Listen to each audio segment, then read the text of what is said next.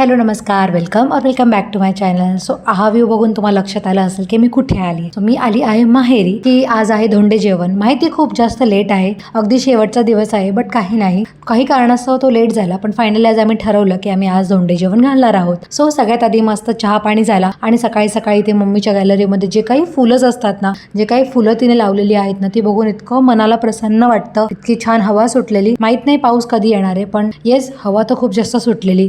त्यानंतर पप्पांना इथे सांगितलं होतं की पप्पा तुम्ही जास्त काही खर्च करत बसू नका, पण नाही, पप्पांना ते ऐकायला जमतच नाही. सो पप्पांनी हे सगळं आणलं होतं. जावई वाण सो आमच्याकडे अशा पद्धतीने देतात. कोणी सोन्याचं देतं, कोणी तांब्याचं देतं, कोणी चांदीचं देतं. आता घरातली मोठी मुलगी म्हणून तिच्या वडिलांनी सगळं हे बाहेर काढलं होतं आणि हे मला दाखवत होते की हे बरोबर आहे ना, ते बरोबर आहे ना. मीनवाईल मॅडमची अशी मस्ती चालू होती, कारण की बाबा जर भेटले ना तर बाबांना काहीही एक मिनिटं सुद्धा ती मॅडम एकटी काही सोडून देत नाही. तर सगळं काम आवरलं. त्याच्यानंतर दुपारी छान असं भरलेलं वांग आणि बुंदी रायता एन्जॉय केला, कारण की आईच्या हातचं जेवण म्हणजे त्याला काही तोडच नाही आहे.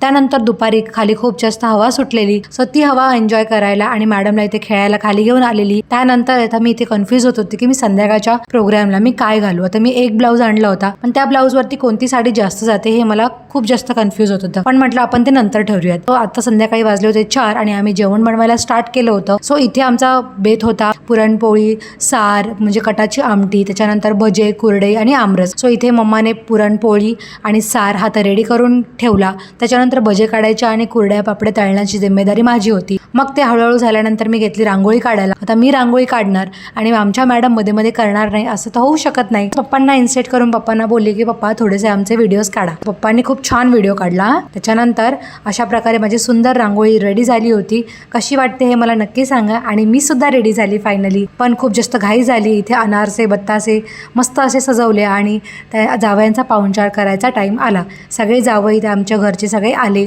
त्यानंतर ज्या पद्धतीने टावेल टोपी देऊन त्यांचं औक्षण केलं जातं, आणलेलं वाणही त्यांना दिलं जातं, त्यानंतर मुलीची ओटी भरली जाते, असं सगळं धोंडे जेवणामध्ये होतं. हे सगळं करण्यामागचं एकच मोठं असू शकतो असं मला वाटते की जेणेकरून दोन घरं एकत्र येतात, त्यांच्या गाठीपेटी होतात, त्यांचे विचार एकमेकांकडे पोहोचले जातात, त्यामुळे आदर निर्माण होतो. सध्या ट्रेंडिंगमध्ये असं झालं ना की खूप मोठ्या मोठ्या प्रकारे हे सेलिब्रेशन्स केले जातात. खूप पैसा खर्च केला जातो, जावयाला वाण सोने चांदी दिलं जातं. पण ठीक आहे, ज्यांच्याकडे आहे ते देऊ शकतात, पण ज्यांच्याकडे नाही आहे त्यांना बर्डन नाही घेतलं पाहिजे. आपापल्या पद्धतीने आपापल्या परिस्थितीनुसार आपल्याला सगळे प्रोग्राम्स जे आहेत हे साजरे करता येतात. आणि अधिक मासामध्ये असं बोललं जातं की आईची ओटी भरलेली सुद्धा चांगली असते. सो त्यामुळे इथे आम्ही दोघींनी आमच्या आईची ओटी भरली आणि this is how we are ended our धोंडे जेवण.